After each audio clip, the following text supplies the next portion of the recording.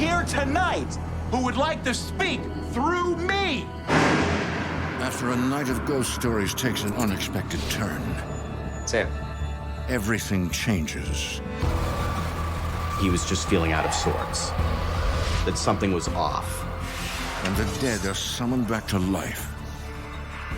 The paranormal is not all fun and games. It can be deadly serious. Every hair on my body stood up because you're in the presence of something dangerous. The living must fight to survive. I thought that I was about to die. I was preparing to die. In America, there is real evil.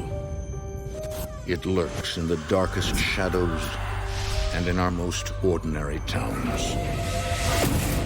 Between the worlds we see Someone's in my room.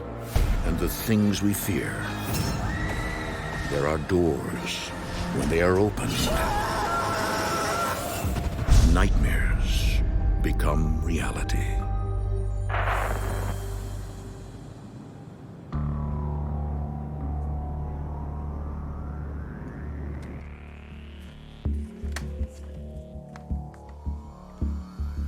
My name is Sam Baltrusis. What scares me about the paranormal, my biggest fear is possession. I went in having a night of fun, celebrating Halloween, and it turned into a night of terror. Whatever was happening to me was taking over and was destroying me.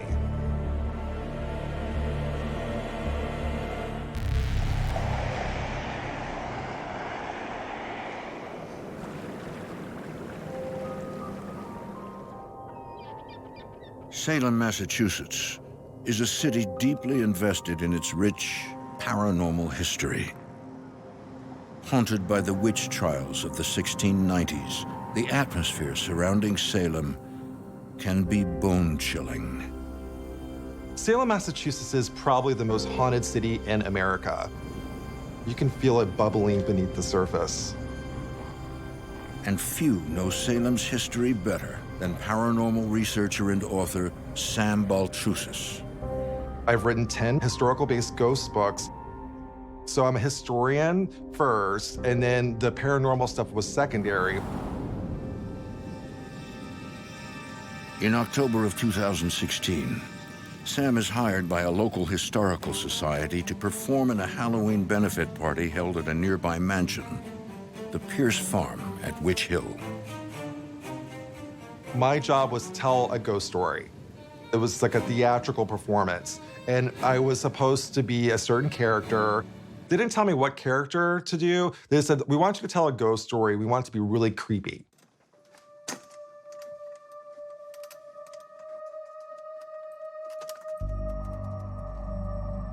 Now, when you go to the Pierce Farm at Witch Hill, you see the library. It's like an author's dream come true. And the energy in that room is just amazing. That night, Sam's friend Mike also takes part in the presentation. Thank you so much for your help with this. You're a good friend. Of course, of course. So this is your room for the night, huh? This is our room for the night. You're handling the special effects, and that's an important job. Right. From the time that I met Sam, he was always very open about his interest and involvement in the paranormal world. I thought it was very fascinating. The idea behind this event was to dress up as Victorian-era steampunk. Steampunk fashion combines styles from the Victorian age with technology from science fiction. Ah, Sam. So good to see you. Sean Ward. I'm the owner of Pierce Farm. Thanks so much for the invitation. We are so excited to get going. Absolutely. Well, as you can obviously see, this is our beautiful library, and this is where you'll be telling your ghost story.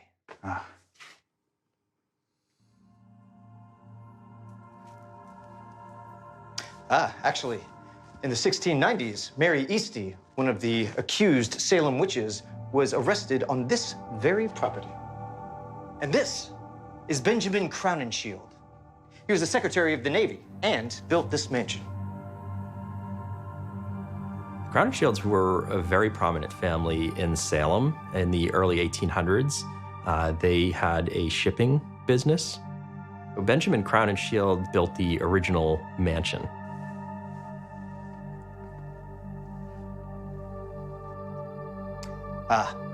This is Benjamin's cousin, Richard, the black sheep of the family. Richard Crown and Shield had a terrible reputation in Salem. He was an alcoholic, he was a gambler, he owed people money, he was a criminal. Richard was hired to murder a boat captain by the name of Joseph White. He bludgeoned him to death with a club in his sleep.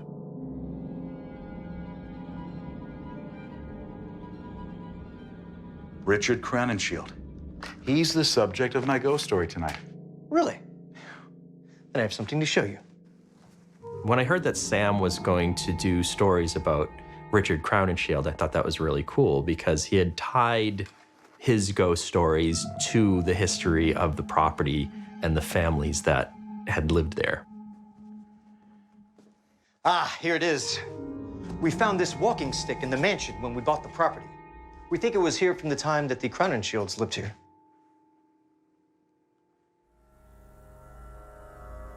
When I touched the stick, I actually felt the energy associated with that stick and who owned that stick. So I felt like I was being transported back to the 1800s. Could I use this in my show tonight? Of course. Have fun scaring everyone tonight. Yeah. Sam was a great fit for telling ghost stories at Pierce Farm. You could tell that he was really ready to give it his all. I was very excited to hear Sam's presentation. He definitely had that presence that really grabbed people in. Hey, Sam, how many groups are coming through? We'll have 6, so we're telling the story 6 times. Okay. Oh, during my performance, when I do 3 times, that's your cue for the special effects. My goal that night was to entertain the audience, and it was also to educate them about history. So here are our first group. All right, here we go. Good evening. Hello. Get comfortable, folks. And welcome to the Crowning Shield Room. My name is Sam Baltrusis. And as many of you know, this home was once owned by Benjamin Crowninshield. But we're not here to talk about him tonight. No. Tonight, we're going to meet his cousin, Richard the Murderer.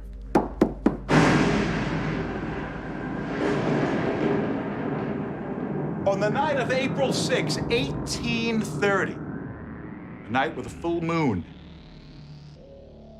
Richard crawled in to the window of Salem shipmaster Captain Joseph White. He had a bludgeon that he had made himself. He was proud of that instrument of death. He walked up to the peacefully sleeping Captain White and whacked him again and again, violently.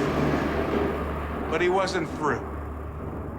He then took a knife and stabbed him 13 times around his heart. Richard Crowninshield was a cold-blooded murderer. Now, we've all heard ghost stories. But the real question is, have you ever seen or talked to a ghost? I talked about this story with Richard Crowninshield, and then I talked about the murder Captain Joseph White, and then things started getting dark really fast.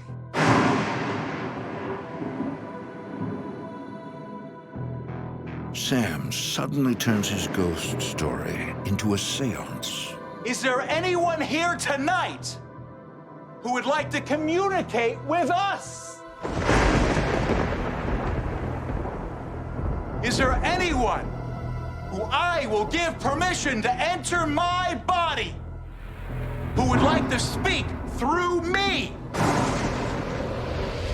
I thought I saw somebody walking behind Sam. I thought, we are definitely in the presence of someone here. Is there anyone who can come forward now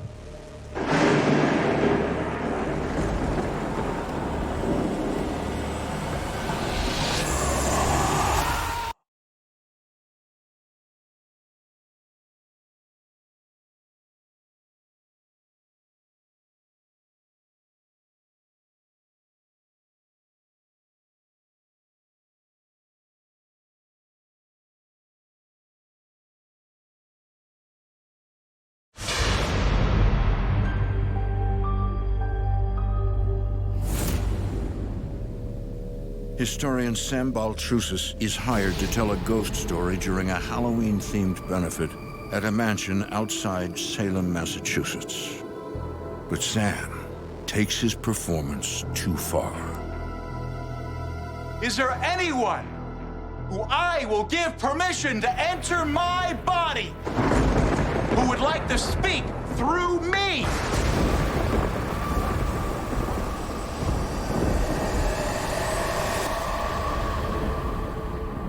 So in the middle of the evening, when I was in the closet door, I thought I saw a figure walk directly behind Sam. Ladies and gentlemen, thank you for coming to the Crown and Shield room tonight. It's been my pleasure to scare you.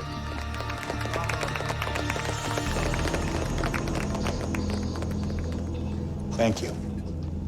Good night.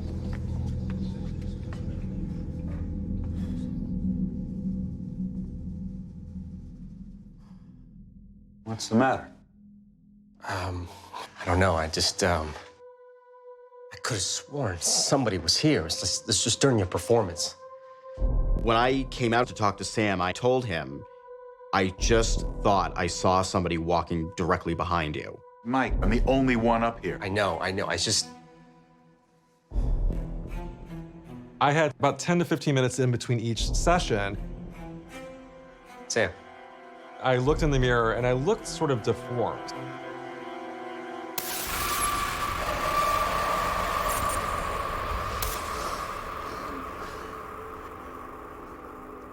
Mike, get your phone. Take a picture of me. Quick.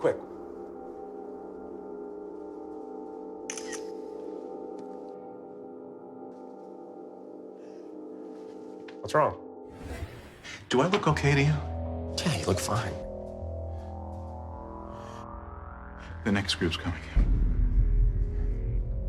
I knew something was happening to me, but I wasn't really sure what was going on. Welcome to the Crown and Shield room. I'm Sam Baltrusis. And on April 6, 1830, Richard Crown and Shield entered the house. He was looking very tired and run down. My gut was telling me something was wrong. He whacked him! And he whacked him! He then took a knife And stabbed him 13 times around the heart! and escaped into the night.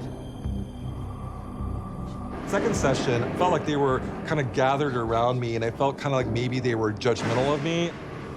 I felt like that they thought that I was a bad person, or the way they looked at me while I was telling the story. Is anyone here who wants to speak through me?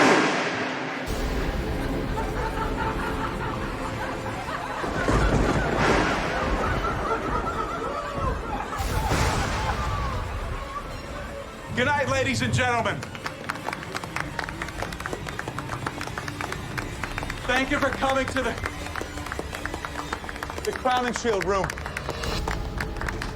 Good night.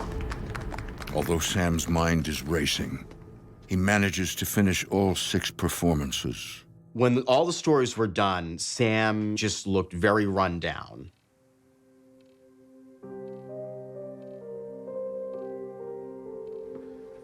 Everyone is raving about you. You were a hit. I cannot thank you enough for being a part of this event. It's my pleasure. Thank you. And I can't forget to give this to you. Oh, well, you're not leaving, are you? We have a party out in the barn. There's food and dancing. I've been sober for many years.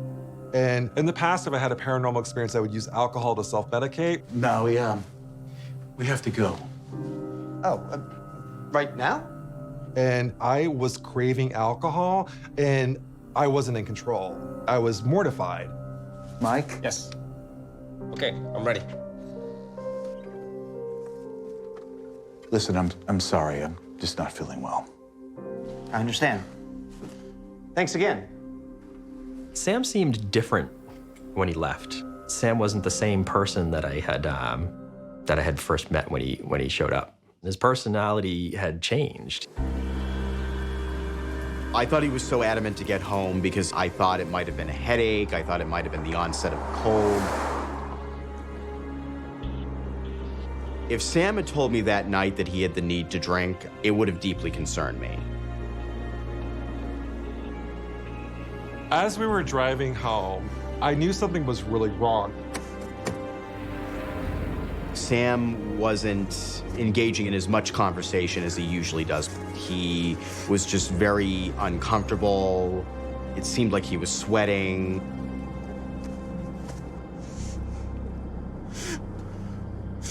I can tell something's on your mind. It's just the people back at the event, they were laughing at me. They were laughing at me. They made me feel like a freak at a freak show. Sam, I don't know why you think like that. I didn't see any of that.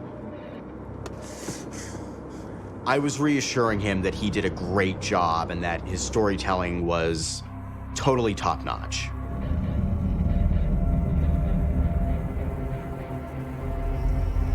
While I was in the car, my body was doing something else than what my mind was watching going on. Sam. I was physically holding myself in the chair. And then I felt the urge, like I couldn't even control my hand.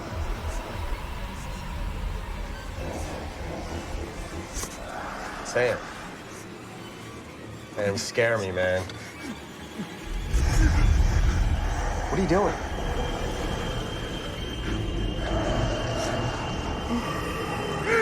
Sam was not acting like himself. Sam was extremely scared. You okay? What's going on, Sam? What are you doing, Sam?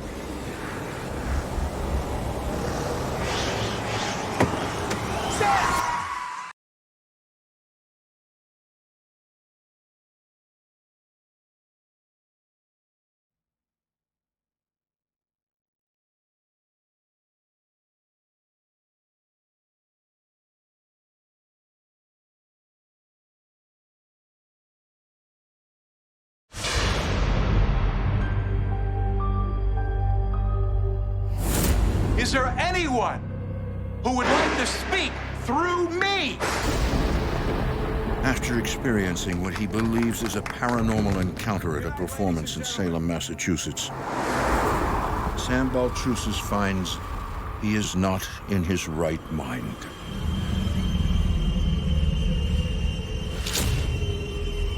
What are you doing, Sam? My hand was moving up to unlock the door, but I wasn't doing it.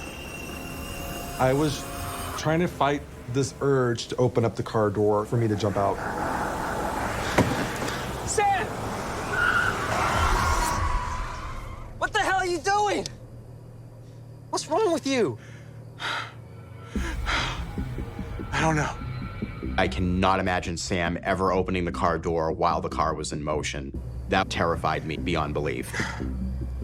I just want to go home. Okay.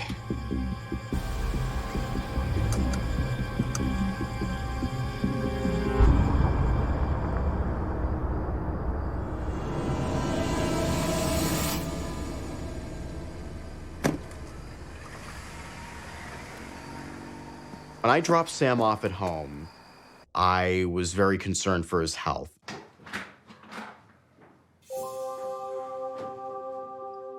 Sam told me that he felt extremely tired, malaised, and that he couldn't wait to get back to his bed.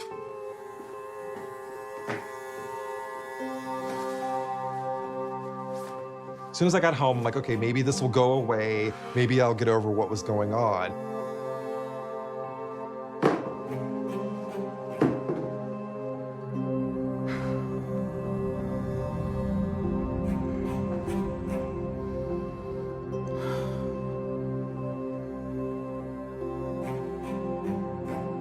I tried to go to bed multiple times, but then I wasn't sure if I was sleeping or blacking out.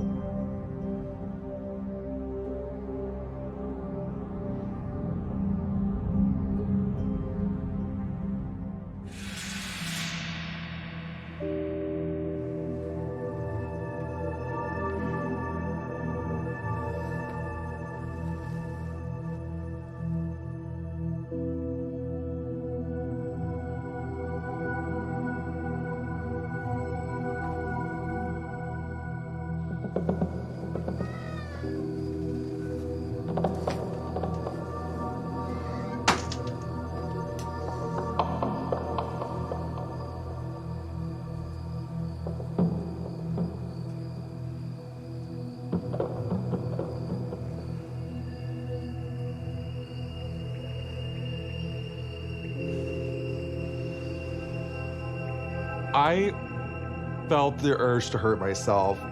I had that desire to jump off the balcony.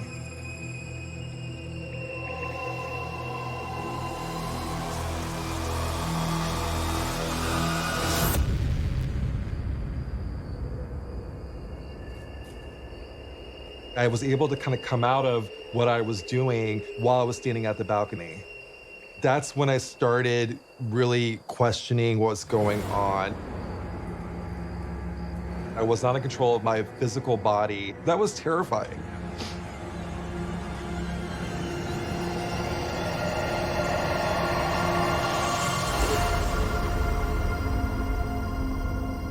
A few days later, Sam's friend, Mike, comes over to check on him. After I dropped him off at home on that Sunday night, there was at least a full day, where I was worried about him completely.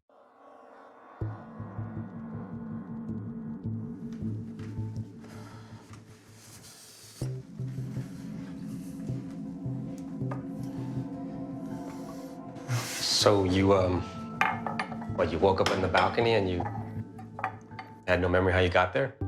Yeah. It was like I was sleepwalking or something, you know, and I had this urge to just climb over the railing. Look, I know this sounds crazy, right? Like, I'm worried about you, Sam. You don't answer my calls, my texts. No one has seen you since the benefit. You haven't had a drink, right? No! No, I have not! Hey, okay. One of the biggest issues with people who are former alcoholics is isolation, and he was concerned because I was isolating. I thought that something was very off. Not only did I notice that he was looking very tired and run down, but something else was coming into play that was affecting Sam at that moment. Sam finds himself having dark thoughts.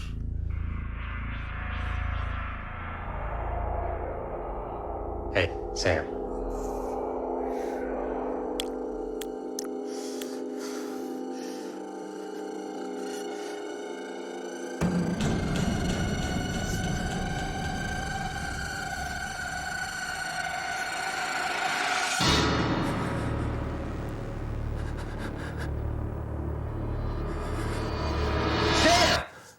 It was in a very sick way, and it's hard for me to even talk about it because it was these thoughts of hurting other people.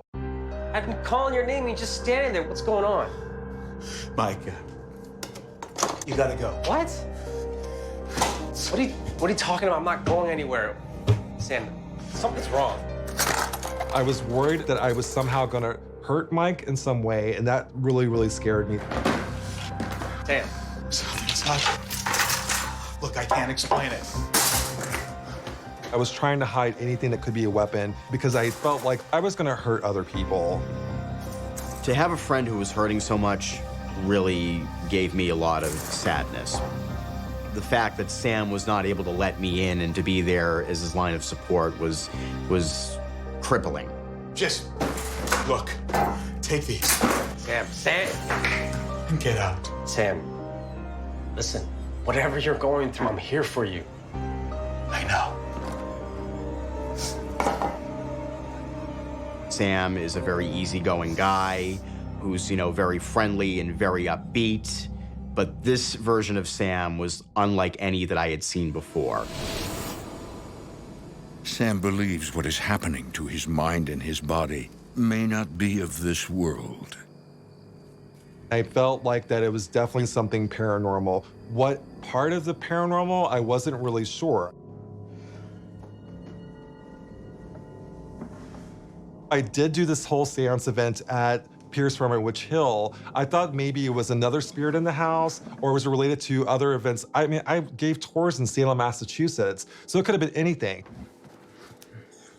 Sam knows whatever is controlling his mind is powerful, and he's not taking any chances.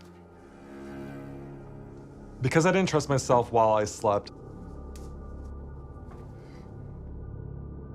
I got a rope and I would tie myself to the bed while I went to sleep because I didn't know if I was going to end up falling off that balcony or jumping off that balcony while I was sleeping. So imagine being in bed and being tied to the bed and not knowing what's going to happen. So that was terrifying.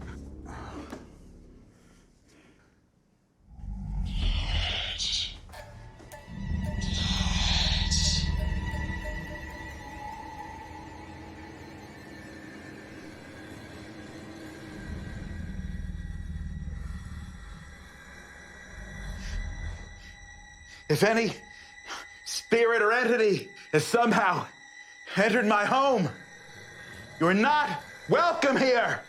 Leave now.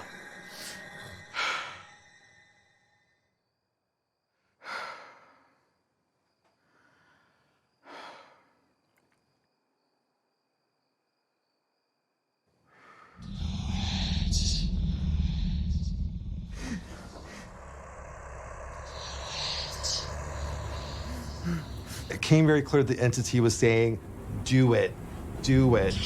I thought do it meant for me to kill myself.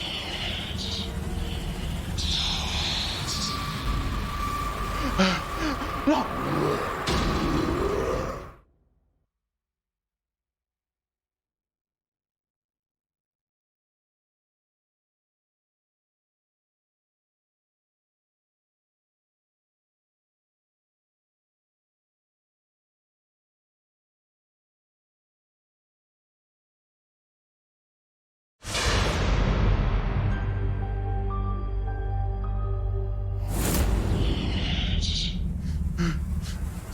Author Sam Baltrusis believes he is being stalked by something paranormal.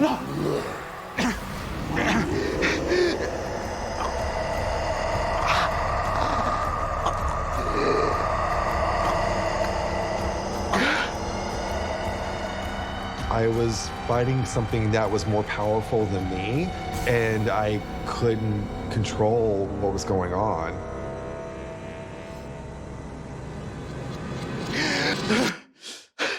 I was thinking, maybe I'm possessed. What was going through my mind at this moment is, I need help, and I don't know what to do.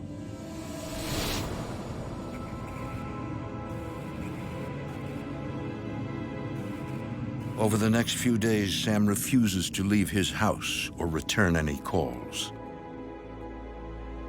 He was keeping a lot of us at arm's length, and that was not like him at all.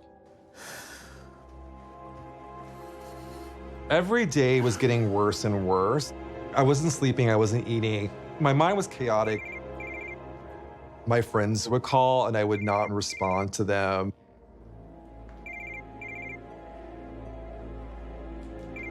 Because I was embarrassed to be open about what's going on.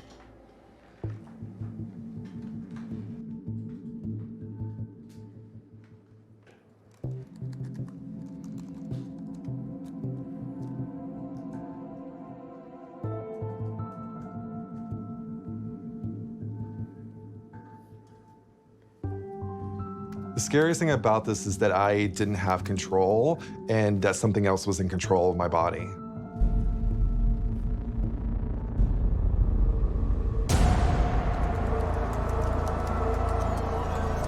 Under the influence of someone else's control, Sam posts on social media asking for a human skeleton. There was a war going on inside me. I was fighting so hard, but I was getting tired.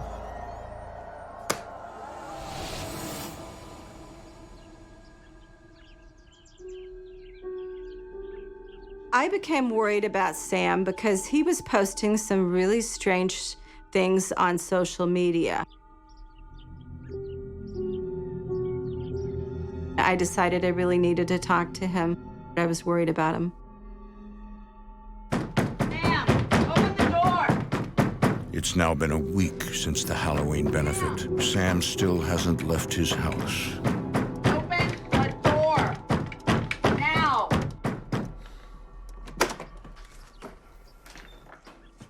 Sam and I have been friends for a number of years, mostly through our books. We're both paranormal authors. Sam and I often put ourselves in the line of fire. We go to the most haunted locations, the most severe hauntings, because we're trying to document it. So it can be quite dangerous for us. And I wondered if Sam had had some kind of attachment, if something had followed him home. Hey, we've all been trying to call you. What's going on?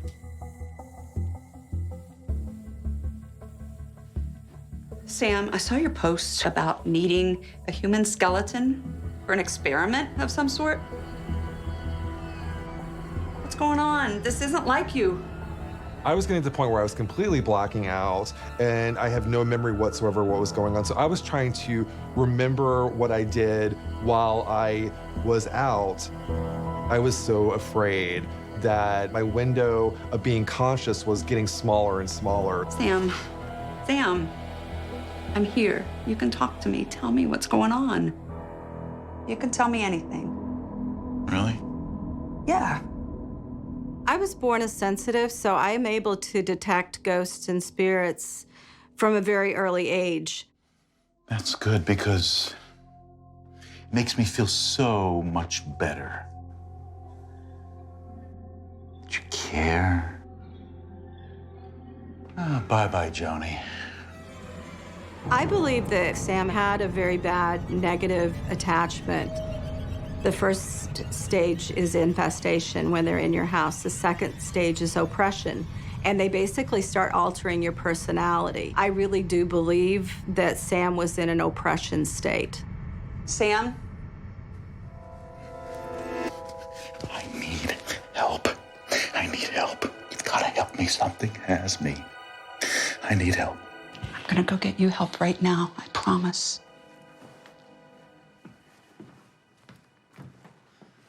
Help who? It wasn't the normal Sam. He was a different person. That wasn't Sam.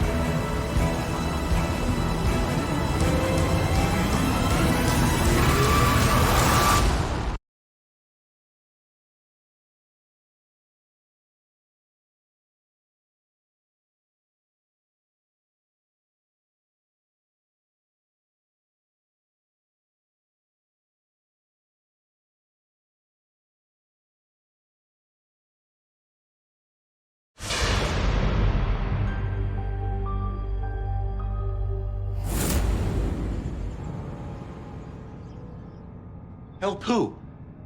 Sam Baltrusis is struggling to regain control of his mind and body. He believes he is being possessed by something evil.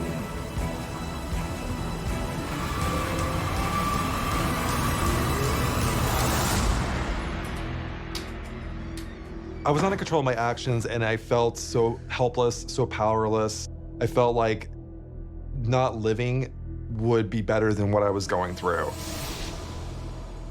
Sam's friend, Joni, reaches out to the only person she knows can help him, a shaman named Michael Robichaud. I knew Sam needed help, and things were only going to get worse as time progressed. At that point, I knew we needed to reach out to Michael. Joni will call me with the most extreme situations. She told me this is very urgent at this point.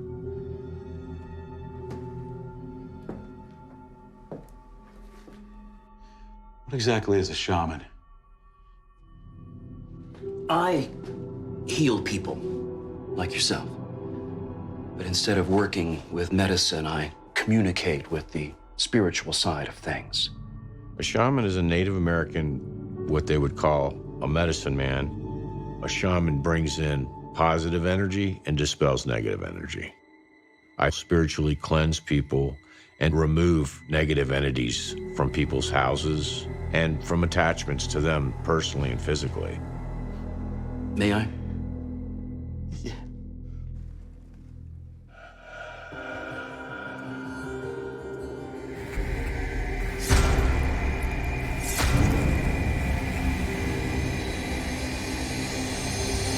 Michael has the ability to sense what Sam is dealing with. It's a powerful entity controlling his mind and hell-bent on destroying his life. Every hair on my body stood up. I felt that, Sam was definitely in serious trouble if I didn't do something as soon as possible. I believe that you are being oppressed by a very negative spirit. And if you don't receive some help, it's going to possess you completely. Sam, I'm going to help you, but I need you to listen to me. The spirit that has attached itself to you was evil in life, and it is evil in death. What do you want me to do? When Michael Robichaud and I first connected, I felt like that we were meant to meet each other. I felt like that he was sort of sent from above to help me. I'm gonna need you to promise me that you're gonna fight for your life, all right? This is not a time to give up or give in. I need you to come with me, all right? If you would, just lie down right here. Michael uses holy water and salt to create a barrier of protection around Sam. He then calls upon his spirit guides to draw out the entity in order to banish him. Sam, almost everybody in the world has spirit guides. These guides help us through life. My spirit guides are very powerful. They have the ability to battle this negative spirit that's attached to you. And I'm going to call on them now. I believe in Catholic prayer, and I still believe in a lot of the Catholicism because it's one of the older religions and it works. Michael, the Archangel, guide us in battle. Protect us from the wickedness and the snares of the devil. May God rebuke him, we humbly pray. When Michael started the cleansing process, he said, at this time, the spirits are going to be activated. God rebuke him. To get rid of the negative entity that's attached to you. The Archangel, guide us in battle. Protect us from the wickedness and snares of the devil. I immediately felt like there was a ringing in my ears, like as if the spirit guides were being awoke and coming to protect me. May God rebuke him, we humbly pray.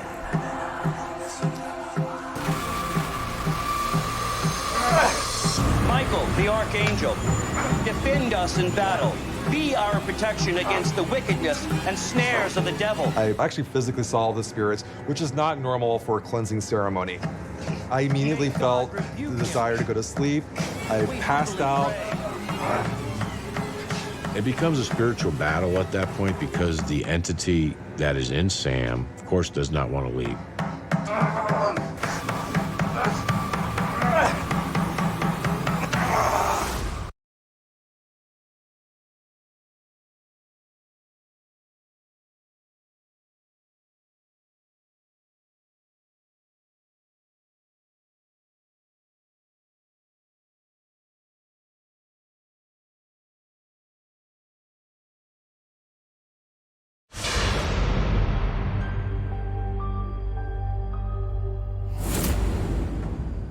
Shaman Michael Robichaud is calling upon spirit guides to free Sam Baltrusis from an evil entity. May God rebuke him, we humbly pray.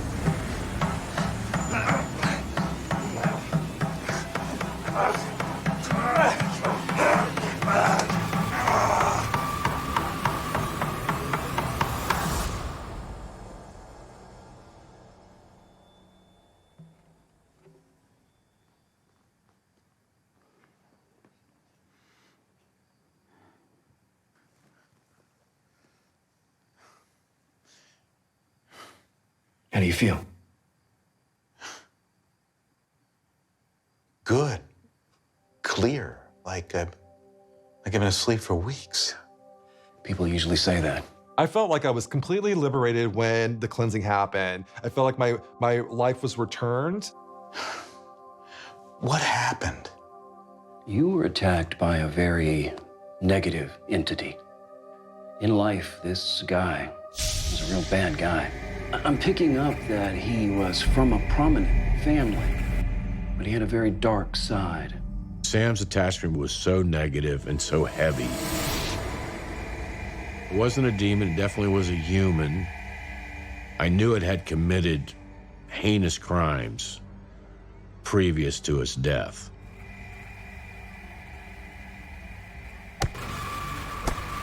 This attachment was very dangerous.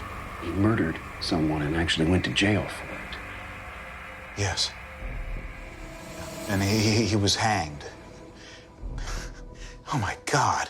There was a moment of like, oh my gosh, this may be Richard Crowninshield. Wait, you know who the negative spirit was? Richard Crowninshield. You described him perfectly. I was doing a presentation, a ghost story, and I invited him into my body to speak through me. Sam, you have to protect yourself. Sam made a mistake by doing that. You're spiritually opening the gates to a negative spirit because they're the ones that are waiting to suck your energy out of you and find other ways of creating havoc in your life. Don't ever do that again. I believe Sam learned that becoming a conduit was a valuable lesson learned, that you should not do that ever, and if you do, this is what's going to happen. Believe me, I've learned my lesson.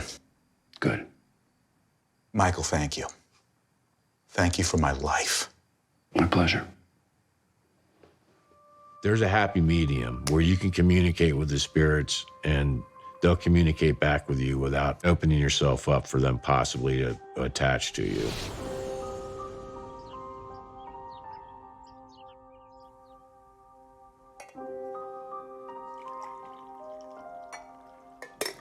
Want some sugar, Mike?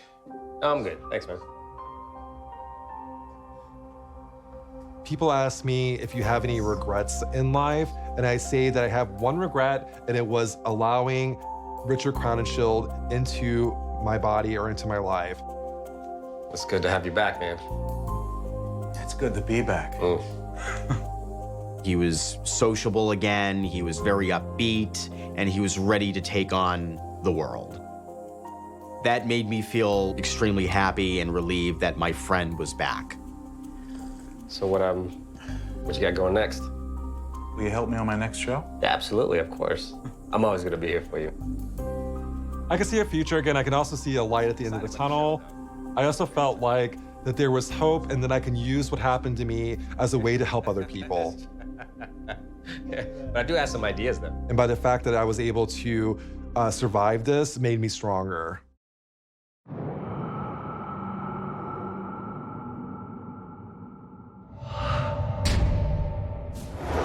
Chris Gibbons thinks he's found the house of his dreams, but it soon becomes a house of horrors. That house, it's his, and he doesn't want you in it. An evil spirit infects Chris's every waking moment, and when night comes, things take an even darker turn. I would hear my dad screaming in the middle of the night. Stop! To defeat the entity, Chris will need to summon unimaginable strength to save his home, his family, and his sanity. In America, there is real evil. It lurks in the darkest shadows in our most ordinary towns. Between the worlds we see and the things we fear, there are doors. When they are opened, nightmares become reality.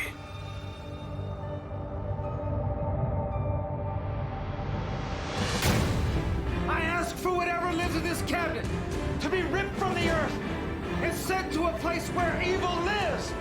I ask for whatever lives in this cabinet to be ripped from the earth and sent to a place where evil lives.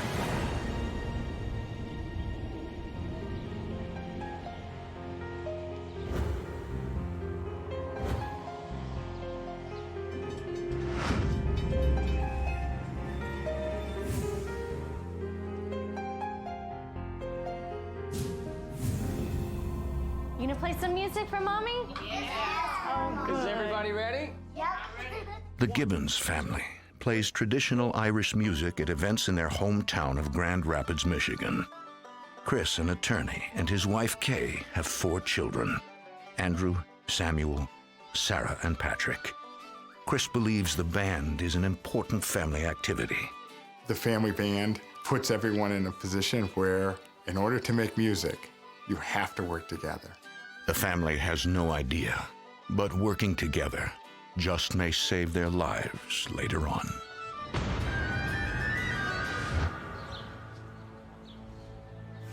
The Gibbons have outgrown their old house, And Chris thinks he's found a perfect new one in a neighborhood called Heritage Hill. Heritage Hill is a nationally recognized historic district. All of the houses have to be maintained in their original condition. So it is, to a degree, a step back in time.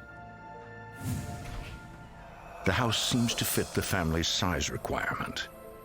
The house was large. It had great bones. Everything seemed to be in place. It just needed a lot of love and attention. Come on. Imagine what it's gonna look like when I'm done with it. I was getting a hankering to take on a new project. It took 9 years to renovate their old house. Kay does not want to spend another 9 on this project. The house needed a tremendous amount of work. And this was a great concern to me because I just wanted to move in and get on with life.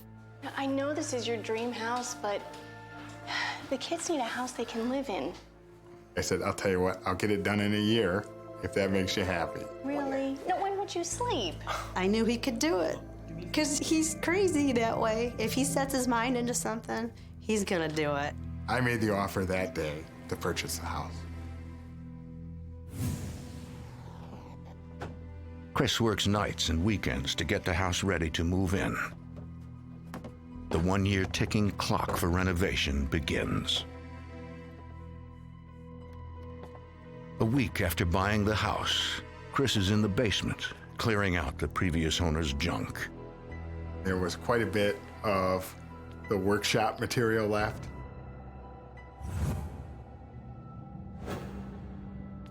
I decided to hang on to some of the hand tools because they appeared as though they might be useful. You never know. Little does Chris know the significance of the former owner's possessions. Chris works in the basement past midnight.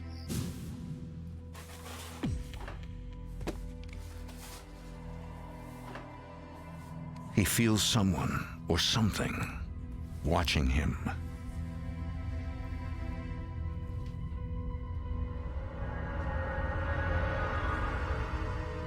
There would be a sensation that someone or something was kind of like hanging over you, but there really isn't anything there.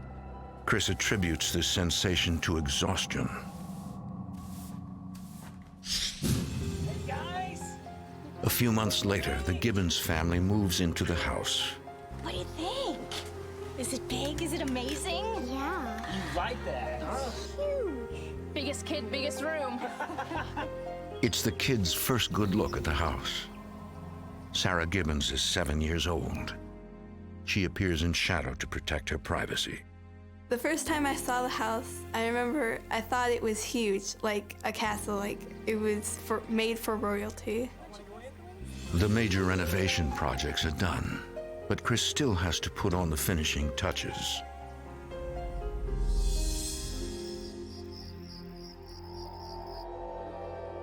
Two nights later, Chris is up long after the family is asleep, restoring the living room to its former glory.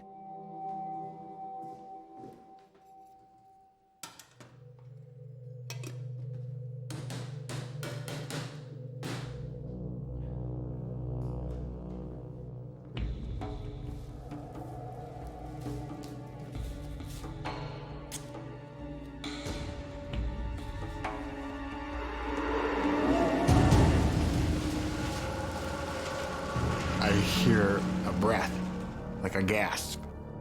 I just couldn't figure out what possibly could have moved enough air to have unsecured the plastic in the first place.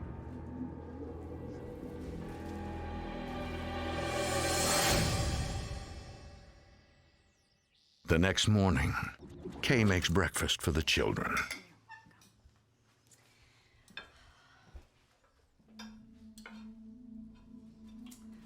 Where is your brother? Upstairs. Patrick? Patrick? Patrick, breakfast! Okay.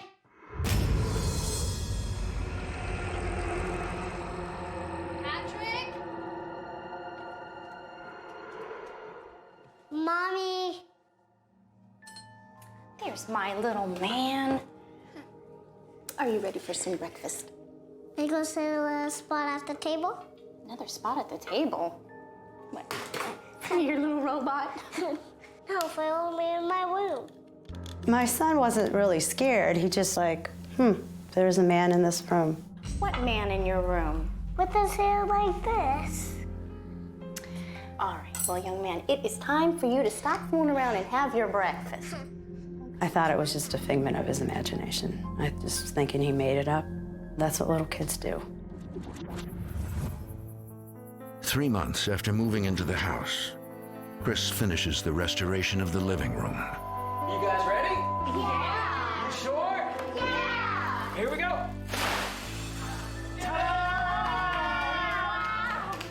Phase 1 of the restoration is complete. Ahead of schedule. Can we come see? Come on in, let's go. The work and the result exceeded my expectations. It was a lot for Chris. He had a full law practice. He renovated the house, but he made it work. He got it done, and he's the man. And I knew that the rest of the work was going to be done within a year. I think I'm gonna take a nap. You deserve one.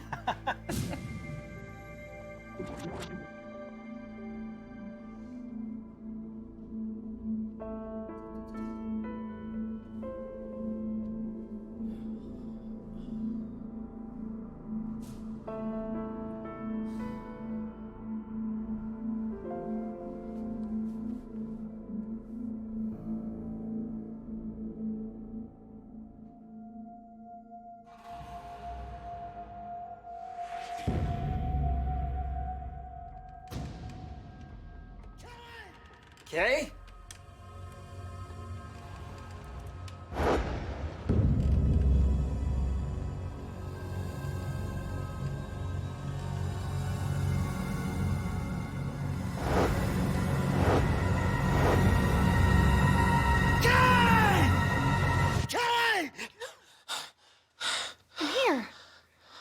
When I woke up, it was in the middle of the night and not the afternoon.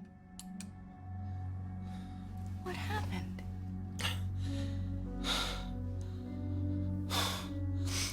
Nothing. It was just a crazy dream. I mean, it's kind of an odd dream to have, but who knows what your subconscious can cook up.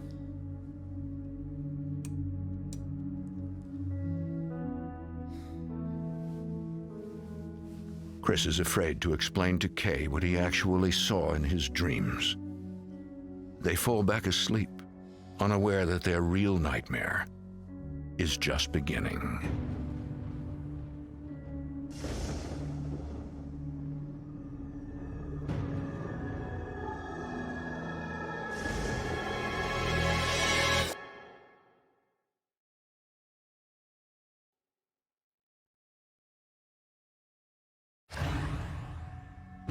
Chris and Kay Gibbons are renovating their dream home, unaware they have stirred up much more than a century of dust. On the same night that Chris has a horrifying nightmare, Kay experiences her own chilling reality.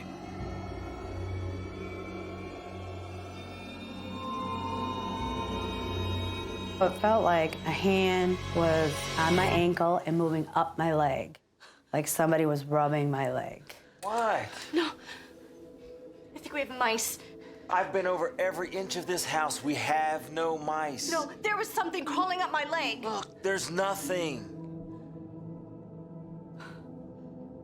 Come on. Let's go back to bed. It wasn't a mouse. It wasn't Chris. I didn't know what else it could be. So we went back to sleep, and that was that.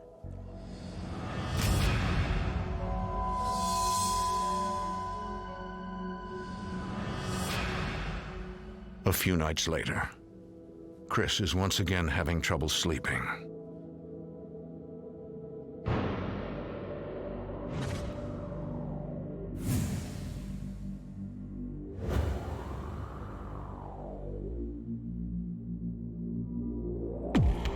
I felt near my head tapping on my pillow as though someone were pushing on it, you know, with a finger. You don't really know what to think of that at first. And you think, well, whatever.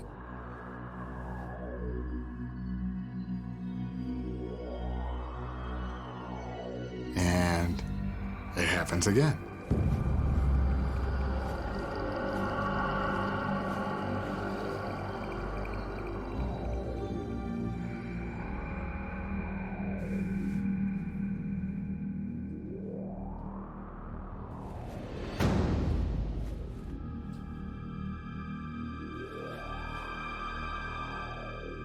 Chris and Kay have the same paranormal experience, independent of each other.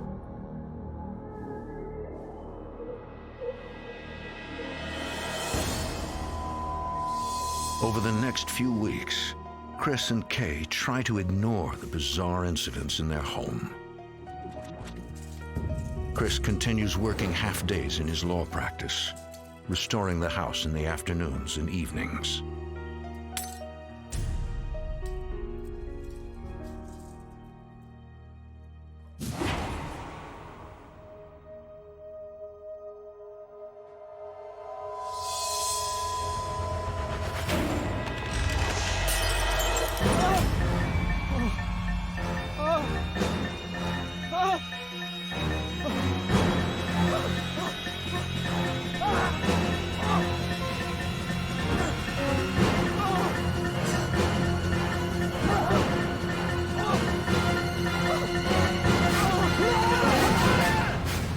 As I hit the ground, I wake up, completely unnerved, in an utter state of panic. I felt as though all of that actually happened to me. I felt completely assaulted. It was, to me, a real assault.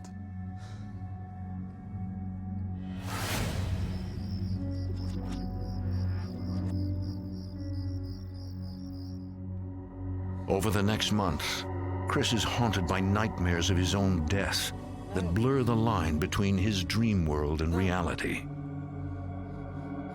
Stop! Get out! Chris suspects the recurring dreams are paranormal in nature. I concluded that there was an entity, a spirit in my home that did not want me there. And the fact that I couldn't see it and couldn't fight it didn't mean I didn't feel a desire to defend myself. To me, it was an assault. Chris does not reveal to his children his suspicions that the house may be haunted. He does not want to scare them. But Chris's secret can't be kept for long.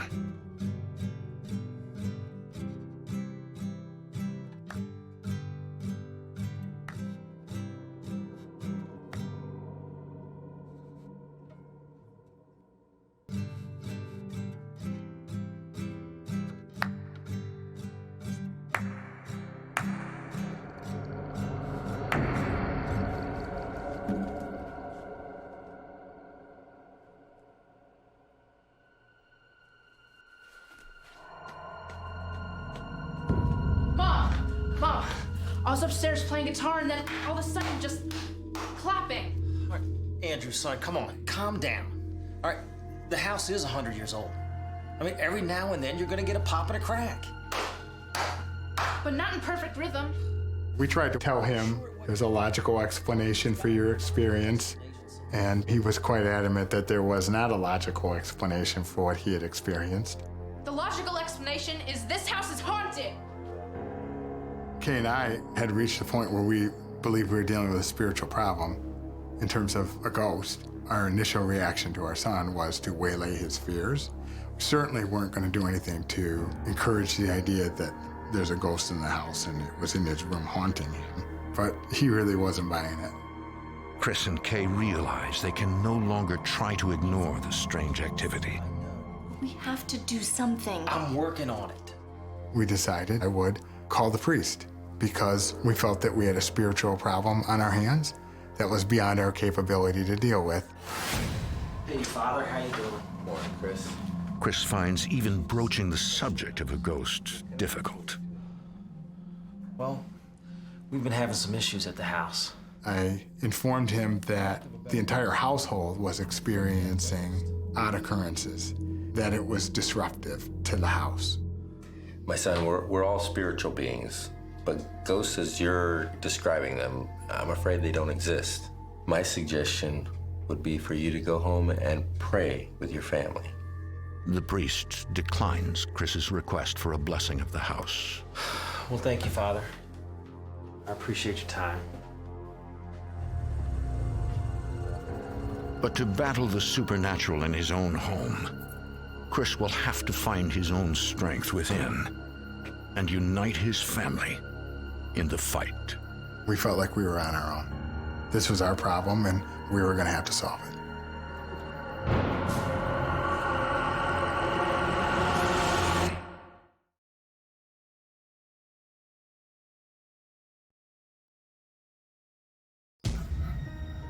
The Gibbons family is trying to come to grips with a dark spirit that seems to be haunting their house. Chris Gibbons goes to the library and checks out every book he can find on ghosts and hauntings. I did what I naturally do, which is try to define the problem, define what it is I'm dealing with. What is the risk? What is this spirit capable of? I had really no idea. Can it attack my family physically? I mean, the idea that there can be ghosts that start fires and your house burns down, or people get pushed down the stairs, or the idea of a spiritual possession. What's all this stuff? Research. I mean, I've got to figure out what we're up against. I didn't want a full-scale war in my house with a spirit. What's in this folder? I pulled some of the city records. For more clues, Chris pulls City Hall records on the house's history. He discovers the century-old home had just 3 owners before he bought it. Then, he finds something intriguing. Here you go. Chris has no idea he is looking at a photo of the man his son had seen in the hallway. That's who Sarah talked about. Chris and Kay decide to ask neighbors about the home's previous owners. I knew the family that lived here. They lived here a long time. They learn the most recent were a married couple who lived there for 50 years. The husband died in the home 20 years earlier. The widow remained until she moved into a nursing home just before the Gibbons family moved in. Thank you, folks. Appreciate it. I think I know what's going on with our ghost. You know, what if it's the dead husband of the widow? Theory for me was that maybe because his wife had not passed, he was kind of lingering behind, waiting for his wife to join him on the other side before passing on. What are you thinking? I think I want whatever's in this house out and gone. Chris and Kay have a hard choice to make. Lie to the children to keep them calm, or be honest. Christopher and I decided we needed to tell the kids that we think there's spirits in the house. Heavenly Father? At last, Chris and Kay acknowledge what the children have known and been talking about for weeks. We decided that we would pray as a family. We would pray for the sanctity of our home. We would pray for lost souls. Amen. Amen. When we prayed together, it definitely made me feel safer. After the prayer, paranormal activity in the house seems to stop for several months. Family life resumes as normal. We're thinking, well, this is good. You know, the spirit left.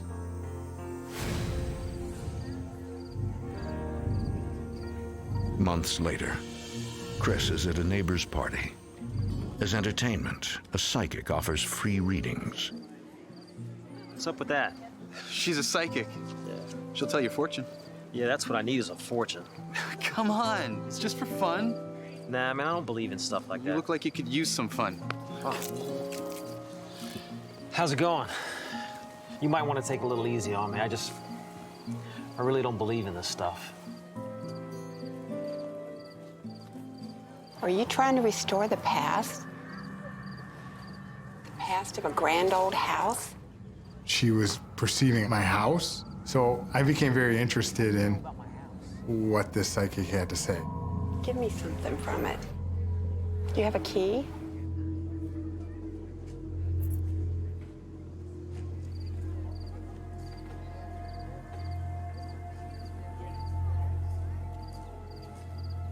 The psychic hones in on the spirit living in Chris's house. There's someone unwanted in your house. Someone not living. She says it's a former owner and that he is very attached to the property. He's a lost soul. And I asked her, why won't he leave? I asked her if the ghost were waiting for his wife to pass before crossing over. No! I hate that woman! The psychic becomes momentarily possessed by the spirit haunting Chris's home. I'm sorry. That wasn't me. Her response was, he's not waiting for her. He's just in the house because that's his place. He loved living in that house, and it's his, and he doesn't want you in it. Chris's encounter with the psychic seems to reignite his conflict with the entity in his home. Chris starts having his dreams again, these nightmarish dreams. Chris's recurring death dreams are back. Only this time, they are more frequent and more violent. You get to the point you don't want to go to bed because you know what's coming. What's coming is a horrible experience where you're being brought to a physical, violent death.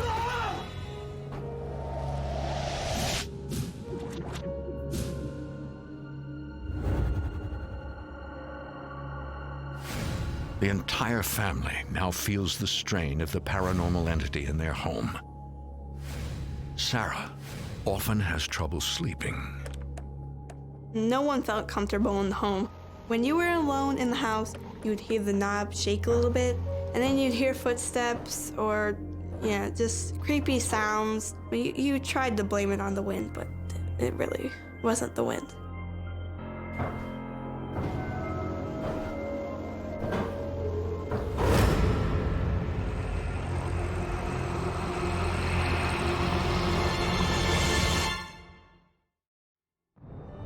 For more A Haunting, go to destinationamerica.com.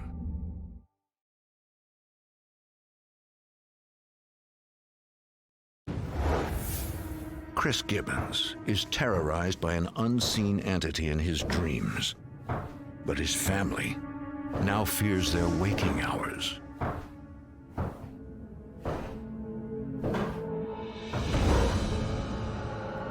He looked at me for, well, it was probably like 3 seconds, but it seemed like forever that he was staring at me. I was absolutely terrified.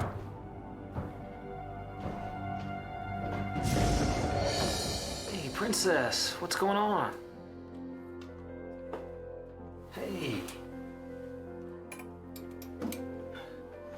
What's the matter? It's okay, you can tell me. I saw the ghost. Where? Standing in the doorway.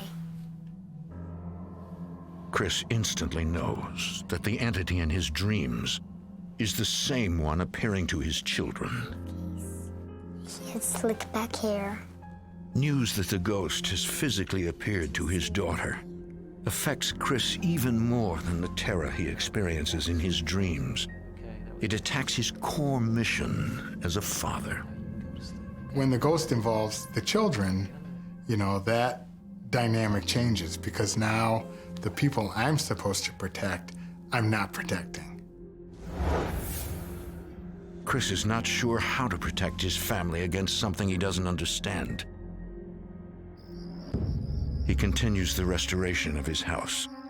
This he knows how to do.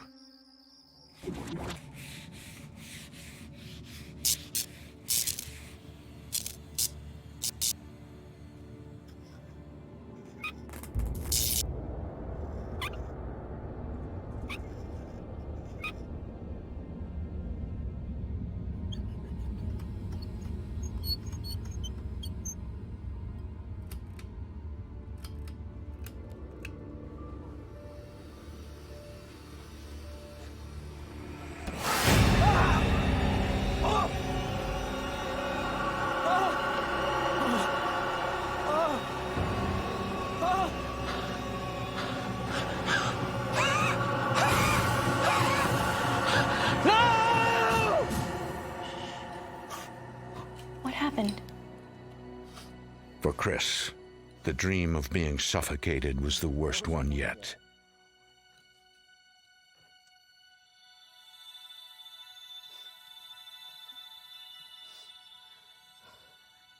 Why don't you go upstairs? Try to get some rest. For what?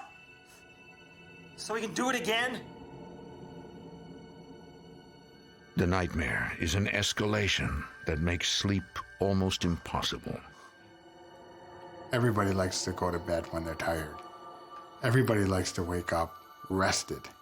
The assaults and the dreams act to deprive you of that basic kind of normal human function. A week later, Chris and Kay have two friends over for drinks. Yeah, we're trying. You know, it's been a labor of love. I was listening to everybody. It was really nice to have friends over. And I couldn't take it anymore. It's been very hard. Kay is really kind of the rock in the house. For her to have an emotional breakdown like this, just out of the blue, was very unusual. Hey, what's wrong? I didn't want to tell you. What happened? Earlier that day, Kay had an experience in the basement. I had a feeling that something was not right.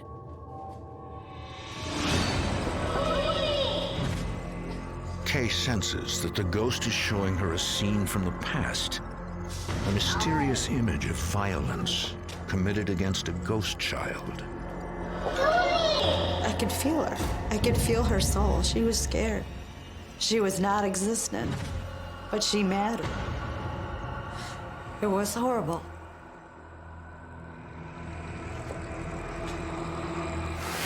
I think something horrible happened in this house. Kay fears that the ghost, while living, may have abused a child in their basement. She has no idea who the child might have been. I absolutely perceived that event to be a threat to my wife and my children. Absolutely. I know someone who might help. Their friend suggests they contact a local spiritual healer. Look, we're Catholic. I mean, we just can't. At this point, I was looking for any help I could get. At this point, we'll try anything, I guess.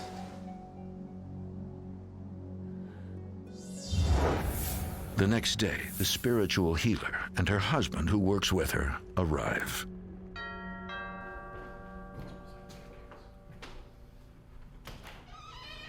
The healer has agreed to share her story anonymously, as she rarely becomes involved in the cleansing of spirits from a home. When I initially got the call, I was concerned about the whole family, so it was primarily my intuition that said I need to go right away. Perfectly restored. Did you do the work yourself? One of the first questions she asked me was, had we been renovating in the house? Yes. Why? Do you think it has something to do with what's going on? The entity was present in the house when they bought the house. When they renovated the house and disturbed all of the dark places, that's when this energy became much more active. There was a very strong draw to the basement. Something in the basement was not right. I can sense.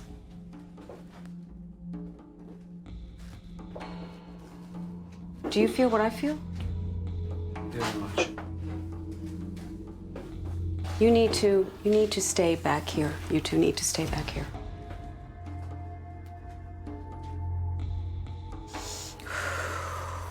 We walk into that room with the intention of getting rid of that thing, and it knows that immediately. It doesn't have to be told that out loud. It was very clear where it was emanating from immediately. Can we open that? Yeah. Go ahead. They identified that the ghost was in the cupboard, and they had told me he's in that cupboard.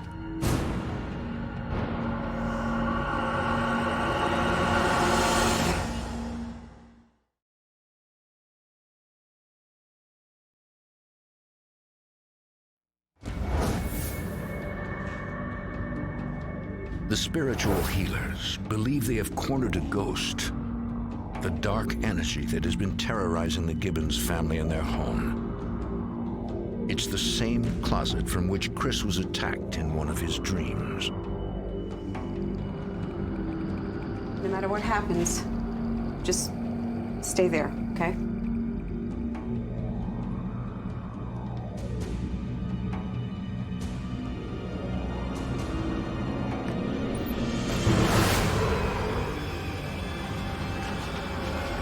It tried to push back, and it tried to find ways out of the circle that we were creating around it.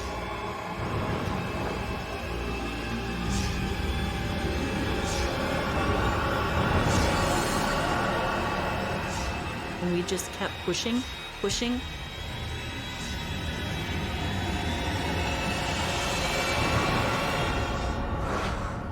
Until eventually it shot out the window all at once.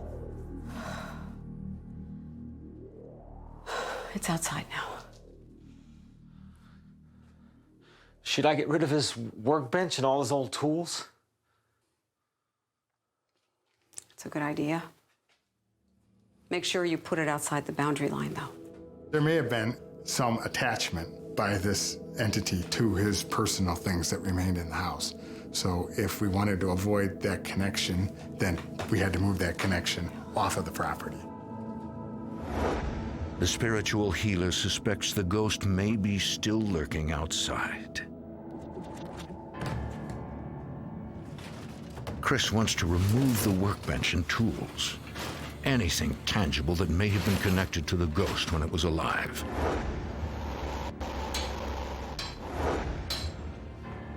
The workbenches down there had been built by him. I hope he would face the same fate that his bench had, which is destruction. And so what we're going to do is create a perimeter here where we're going to want the negative energies to stay over here and the positive energies on that side. Now, the task of creating this boundary is... They use a water-based solution. Different salts, sands, and herbs. You're the nurturer. You're going to be the one to protect this house. Anyone can do the sealing of the property, but it's best given to the mother. This comes from the tradition and the understanding that it is women who create and hold space. Okay, are you ready to put your heart and soul into this? She told me I have to take control. I have to tell the ghost to leave and he can't come back. It has to come through my heart, my mind, my soul, and I have to mean it. This is our house. No negative energies are welcome here. What we are creating is an energetic wall that those negative energies cannot cross back in. This is our house. I felt very empowered to know that I'm a part of getting this ghost out of our house and never to return again. And our friends. As Kay completes the perimeter, Chris brings the last of the previous owner's belongings to the curb. All this junk, it's yours, it's like you, it's gone. It's all going to the dump. Why don't you follow it? My intent about this ghost was hostile. Sick of this. See all this stuff? It's yours. In my heart, that ghost could rot. If you feed an entity through negative emotions like fear or anger, it can create a doorway for it to re-enter. You're baiting it. You're asking it for a fight. The children are invited back into the house to celebrate and seal the cleansing. Okay? I want you to think positive thoughts. I want you to think light being all around us, okay? We called in all of the energies of the universe that are within sacred law, that bring light and love, and we attempted to fill that house with as much love and light as we possibly could so that there wasn't room for any darkness in the house anywhere. May there be no more darkness in this house. No more darkness. May there be only light. Only light. Thank you for having me here. Thank you. Thank you. Thank you. Thank you for preparing us. No, thank you. I'm glad I could help. I think the cleanse worked. I mean, instantaneously. I mean, you knew. You knew. You could feel it. We felt peace in our house. It's the first time since we'd moved into the house that I felt like we were us again. I felt a sincere sense of relief. 4 weeks later, the cleansing still holds. Chris, now rested, takes up running again, only to be watched by a familiar figure.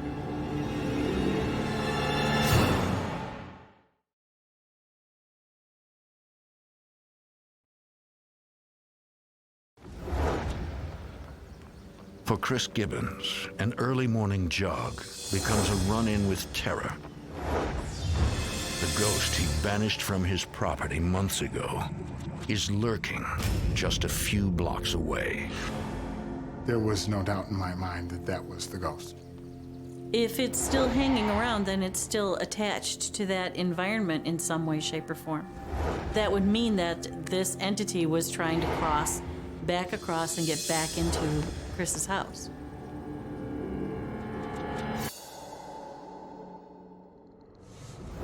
May God rebuke him. We humbly pray. Fearing a return of the ghost, Chris leads his family on a nightly cleansing of the house. I made it my point to cleanse the house, and I also mixed my own Catholic traditions with Catholic prayers. For the ruin of lost soul. Amen. Chris performs the cleansing ritual every night for weeks, but the family tires of it. You know, I was thinking tonight we could really focus on the 3rd floor. Chris would come home from work and say, let's do the ritual. And I'm like, I don't want to do the ritual anymore. I'm done with this ritual. This is no way to live. I quit. I gave up. I mean, the kids and I need you. That's fine. I can do it myself. So the ghost had defeated me. Chris continues the cleansing ritual alone. I ask for whatever lives in this cabinet to be ripped from the earth and sent to a place where evil lives. I ask for whatever lives in this cabinet to be ripped from the earth and sent to a place where evil lives. Chris consciously realizes he's in another of his terror dreams, and he can control his movements. Oh, I know what's going on. I'm in a paranormal dream. You're not going to get me this time. And sent to a place where evil lives.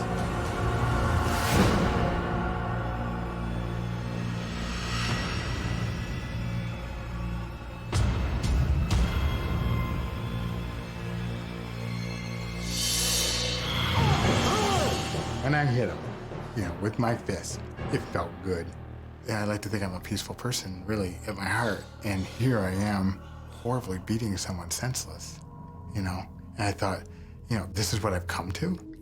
Chris realizes that he has tried every approach to attack and defend against the entity, except one, letting go of his anger toward the ghost. In putting my anger down and trying to deal with this spirit, I really did come to see us as equal creations. He exists because God created him. I exist because God created me.